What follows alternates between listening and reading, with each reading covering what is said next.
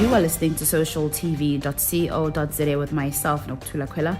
In our top stories, Renault South Africa brings the gift of reading to Soweto children, and Daredevil raised highest amount ever towards male cancer awareness.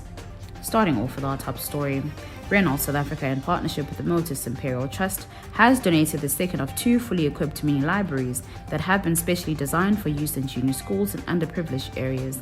The library, which was handed over at the Sivuleleni Primary School in Soweto late January, is intended to promote literacy and the love of reading in the formative early years of schooling. And the need for facilities like these is more dire than ever.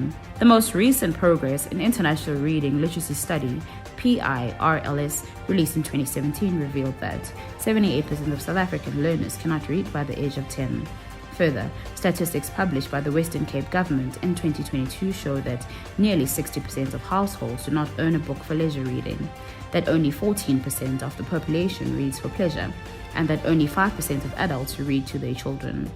In a socio-economic environment in which language literacy is a gateway skill, it is essential to turn the tide on these trends. Renault South Africa wanted to make that happen and stepped up with the funding needed to convert an empty classroom into a library and resource facility. The room is now stocked with over 8,000 titles, all covered in clear plastic to protect them and provide many years of happy learning. Moving on to our next story, official handover of proceeds from the 2022 Daredevil Run celebrates the brave men who ran through the streets of South Africa in purple speedos to make a difference.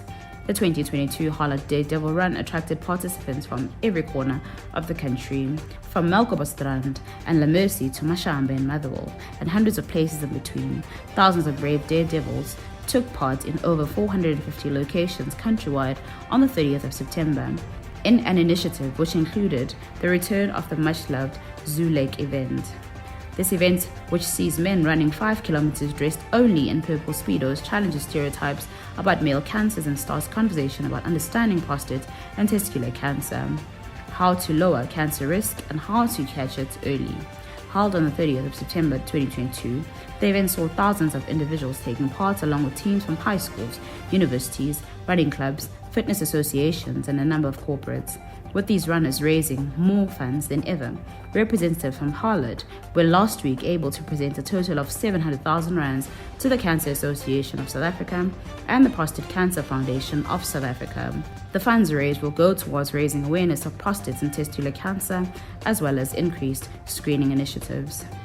Through Taverns of the Future, Heineken South Africa, together with partners, is embracing the transformation of impoverished taverns, many without important basic amenities. An innovative corporate partnership is changing the tavern landscape one tavern at a time. Taverns of the Future is a project spearheaded by Heineken South Africa in partnership with McCain Food Services, Prime Media Retail, and Vodacom Financial Services. Heineken has already enhanced and transformed over 120 taverns across metropoles and townships in South Africa to date. Rolled out across 8 provinces, the transformation of taverns involved building and construction, business and diversification support, as well as monetary investment in developing these taverns' offering. Heineken has over the past year invested and significantly improved each tavern's safety, profitability, and general appeal. In our final story, Green Corridors recently announced the reopening of the Inanda Wilderness Park, a much appreciated community focal point in Ward 44, at a small gathering of partners, community members, and people representing local leadership, schools, and elderly.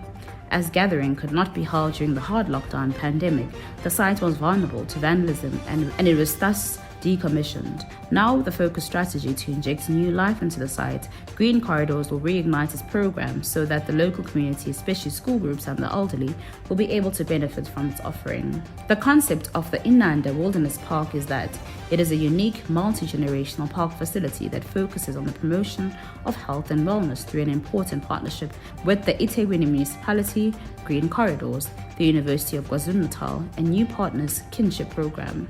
It takes a therapeutic approach to the provision of occupational therapy and environmental education through the programs promoting human development, ecology, and sustainable living. To recap our top stories, Daredevil raised highest amount ever towards male cancer awareness. For more CSI news, you can visit our website at www.socialtv.co.za.